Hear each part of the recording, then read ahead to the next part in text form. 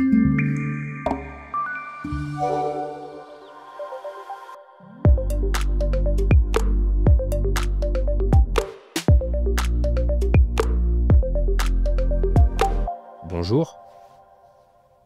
je vais vous présenter aujourd'hui le mandat de gestion future.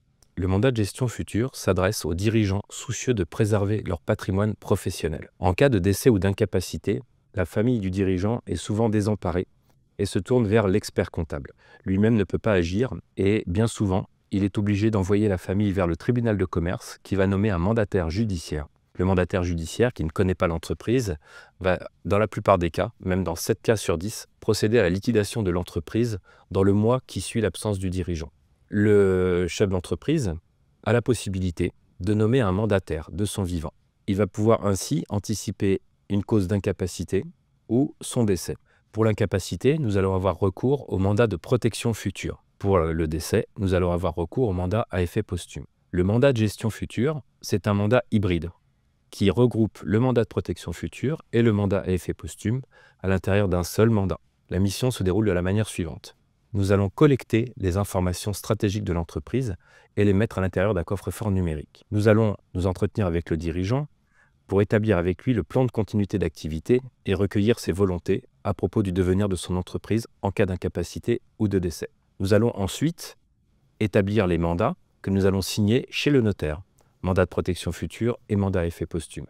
Une fois les mandats signés, nous allons envoyer un mail chaque mois au client pour lui permettre de mettre à jour toutes ces informations. Chaque trimestre, nous allons procéder à un contrôle de la procédure en vérifiant que les informations ont bien été mises à jour dans le coffre-fort numérique. Cette mission est une mission interprofessionnelle. Elle va regrouper l'intervention du notaire pour signer les mandats, l'intervention de l'assureur qui va s'assurer que l'entreprise a bien pris les contrats nécessaires pour couvrir l'absence du dirigeant. Elle va également permettre, cette procédure, de réunir l'avocat en droit des affaires qui pourra mettre à jour les statuts afin qu'ils soient conformes à l'intervention du mandataire.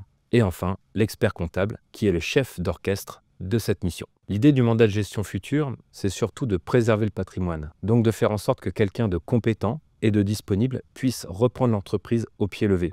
J'ai imaginé le mandat de gestion future en tant qu'expert comptable parce que j'ai imaginé que l'expert comptable pouvait lui-même être nommé comme mandataire. C'est donc possible pour l'expert comptable de se procurer et de mettre en place cette mission pour ses clients. Ainsi, il aura, en plus de sa mission comptable, ce mandat qui lui permettra d'agir en cas de décès ou d'incapacité du dirigeant. Il sera l'interlocuteur privilégié de la famille et il pourra ensuite procéder soit à la cession de l'entreprise, ou à sa transmission à un héritier, si c'est prévu dans le mandat, ou alors, tout simplement, cesser l'activité pour permettre à la famille de récupérer rapidement les fruits du travail du dirigeant.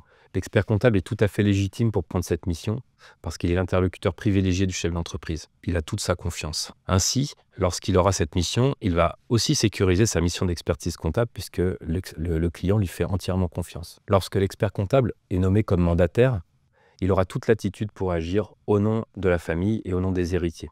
Bien évidemment, l'expert comptable qui aura été nommé comme mandataire n'assurera pas les fonctions techniques du chef d'entreprise. Il va se cantonner à des opérations de gestion et va également faire en sorte que ce remplacement à la tête de l'entreprise soit temporaire, juste le temps de trouver effectivement un repreneur à l'entreprise ou une personne habilitée à reprendre l'activité de l'entreprise. Dans le cadre de nos activités d'expert comptable, évidemment, cette mission va enrichir notre offre de service, va nous permettre de facturer une mission récurrente à nos clients, va permettre de sécuriser notre mission d'expertise comptable et en même temps, elle va apporter une forte valeur ajoutée à la relation que nous avons avec le client. Si vous voulez en savoir plus, vous pouvez également vous inscrire aux formations qui sont dispensées par différents organismes.